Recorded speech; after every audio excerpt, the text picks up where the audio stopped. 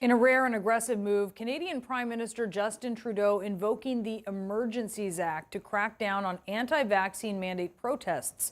This move allows the federal government to expand measures to clear the blockades by hundreds of truckers that are disturbing residents and harming the economy. CNN's Paula Newton is live for us in Ottawa with more. These are pretty sweeping powers allowed by this act. Tell us what's happening here, Paula. Yeah, the issue is, will it make any difference, Brianna? And good morning to you. Think about it. This city is in a state of emergency. The province is in a state of emergency. Now, Trudeau has called this a national emergency and has enacted the Emergencies Act. Brianna, the trucks are still here.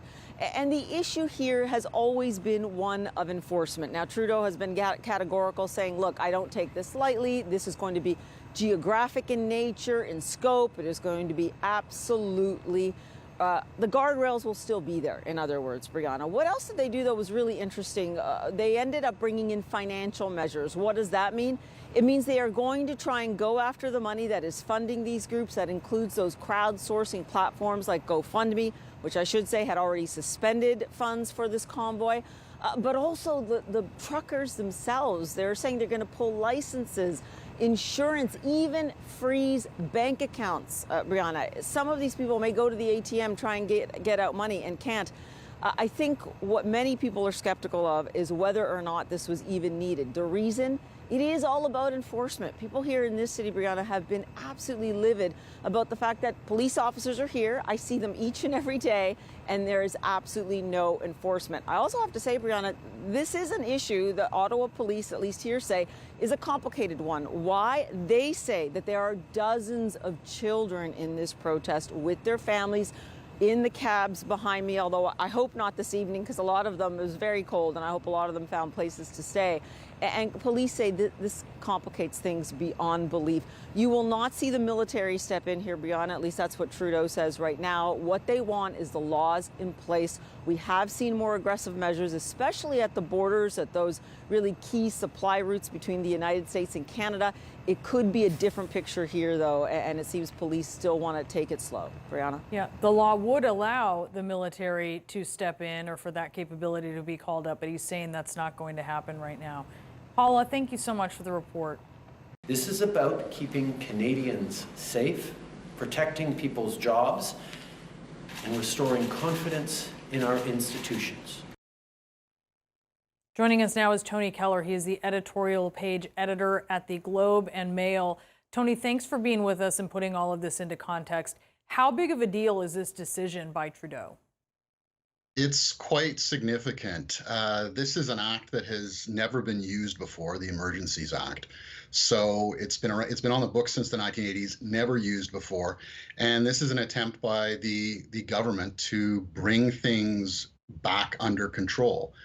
You've got protests at a number of different border crossings, and you've got a significant protest in the city of Ottawa right in front of the Parliament buildings. And the problem isn't that they're protests, it's that they are blocking things. The protests at the border are actually blockades and attempts to blockade trade between the two countries. The protest on Parliament Hill has sort of taken over a series of streets and really disturbed residents, and people have basically just come, parked their trucks, and had them there for 3 weeks. The police have been capable of dealing with some of the border protests and have seemed to be entirely incapable of dealing with the protests in Ottawa.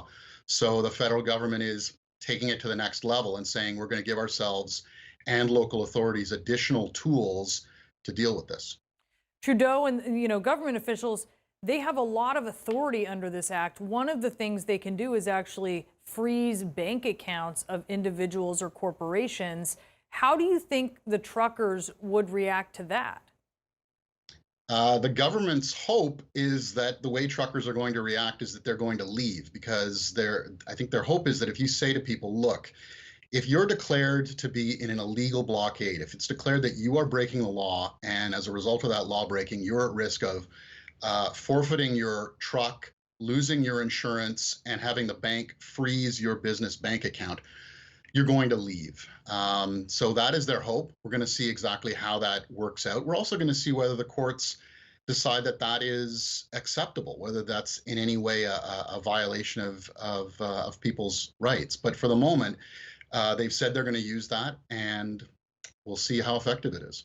There are some objections, as you're well aware, to the sweeping powers that invoking the Emergencies Act allows Trudeau and government officials. You have the Canadian Civil Liberties Union saying that the government hasn't actually met the threshold when it comes to invoking this act.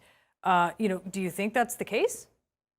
Yeah, it's an interesting question. To some degree, the government gets to decide how much of an emergency it is, but normally, this is only supposed to be invoked in the most serious of cases. It's either a kind of a national emergency that threatens the sovereignty of the country, or a situation where the law enforcement capacity of one province or one jurisdiction is incapable of enforcing the law. The second of those categories may actually hold right now, in the sense that, in particular in the city of Ottawa, you've got a kind of occupation. It is totally peaceful. There is no violence. This isn't like January 6th.